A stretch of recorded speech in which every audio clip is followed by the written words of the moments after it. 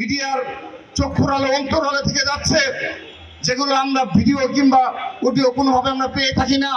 এভাবে হাজার হাজার নারীরা, যেভাবে শিশুরা নির্যাতিত হচ্ছে, সে ধরনের আমরা সমাজ ব্যবস্থা কায়েম করবো ইনশাআল্লাহ।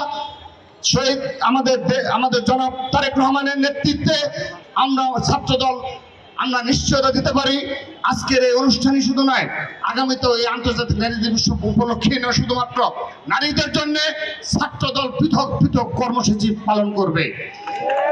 এবং আমরা বিশ্বাস করি, দৃঢ়ভাবে বিশ্বাস করি, জনাব তারেক রহমানের নেতৃত্বে আগামীতে বাংলাদেশে নারীর প্রতি যে সহিংসতা, শিশুদের প্রতি যে সহিংসতা, তার অবসান ঘটবে ইনশাআল্লাহ। আমরা ছাত্রদল হৃদয় থেকে বিশ্বাস করি তার যে ধরনের মনোবাসনা এবং তিনি যে ধরনের আমাদের সাথে যখনই সাক্ষাৎ হয়েছে, আমাদের সাথে যখনই স্কাইপ করার সুযোগ হয়েছে, তখনই তিনি এই নারীদের অধিকারের প্রশ্নে, সাধারণ শিক্ষার্থীদের অধিকারের প্রশ্নে তার আপোষহীন অবস্থান আমাদেরকে বারবার পুনর্ব্যক্ত করেছেন। আমরা বিশ্বাস করি আগামীতে সাধারণ জনগণের ভোটে বিএনপি ক্ষমতায় আসতে পারে, আমরা আরেকজন রাষ্ট্রনায়ক পেতে যাচ্ছি, যার নেতৃত্বে আমরা সাম্য ভিত্তিক ও মানবিক বাংলাদেশ বিনির্মাণ করতে পারবো ইনশাআল্লাহ।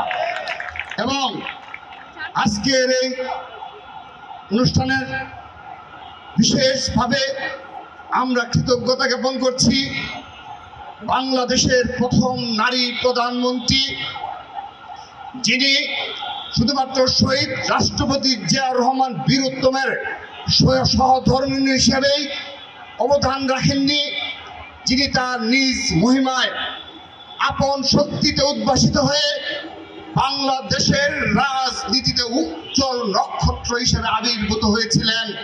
শুধু তাই নয়, আমি শুধুমাত্র বাংলাদেশের রাজনীতি নয়, আপনারা বিভিন্ন আলোচকের বক্তব্য শুনেছেন, এই নারীদের অবদান, এই নারীদের অধিকার বাস্তবায়নে তার একক ভূমিকা আজ নারী সমাজ কৃতজ্ঞ চিত্তে স্মরণ করে আমরা আশাবাদ ব্যক্ত করছি দেশ নেত্রী বেগম খালেদা জিয়া সুস্থ হয়ে বাংলাদেশে ফিরে আসবেন এবং আবারও তিনি তার জীবনের শেষ দিন পর্যন্ত এই নারীদের অধিকার বাস্তবায়নের সর্বাত্মক ভূমিকা পালন করার তৌফিক দান করবেন মহান রব্বুল আলামিন ইনশাআল্লাহ।